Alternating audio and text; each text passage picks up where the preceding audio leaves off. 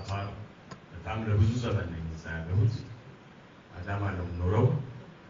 የአፋርና የኦሮሞ ህዝብ አንድነት በዚህ በከረዩና በአፋር ህዝብ መካከል ላይ ሲታይ እጅግ በጣም ይላካል።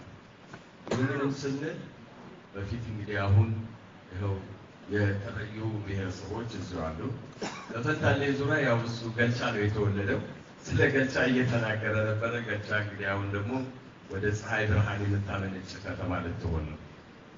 ይህንን ስላችሁ በጣም ትልቅ ነገር አለ።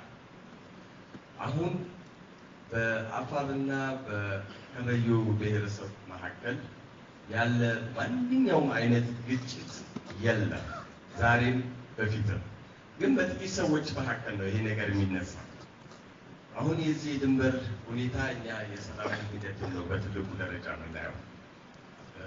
ሁለት ወንድሞቻችን ተናግረውታል። የሶማሌና የአፋር ጉዳይ ነው። ለመላችንም ስጋት እየጣለ ነው ያለው በከፍተኛ ደረጃ። ይህ ስጋት ምንድን ነው? የትራንስፖርት መንገዶቻችን ሁሉ በአፋር ላይ ነው። ንብረት የምናመጣው ወደዚህ ነው። ይህንን ስናመጣ ደግሞ ከፍተኛ ችግር ሊደርስ ይችላል። መንገድ ተዘጋ ማለት የኢኮኖሚ የጨው ዋጋ በከተማ ላይ ይጨምራል። ይህንንም ስንል እንግዲህ አሁን በአደራና በታላቅ አክብሮት የተሰጠው ምንድን ነው?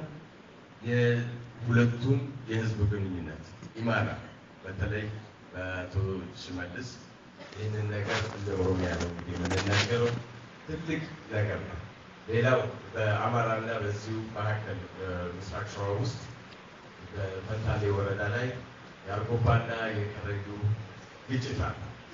ይህንን ግጭት ደግሞ መቼም ከኦሮሞ ጋር ከአማራ ጋር ከፍተኛ ወዳጅነት የህዝብ ለህዝብ ግንኙነት ሁሉ ተደርጓል።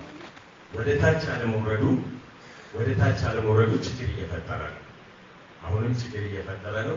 ይሄ ጉዳይ በከፍተኛ ደረጃ መታየት አለበት።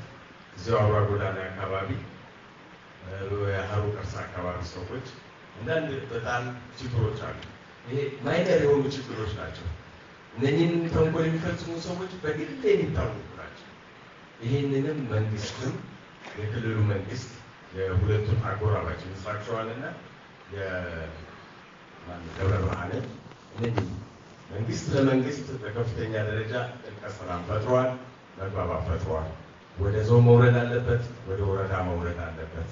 ይህንን ነገር ነው ማሳስበው። በታላቅ ደረጃ አመሰግናለሁ።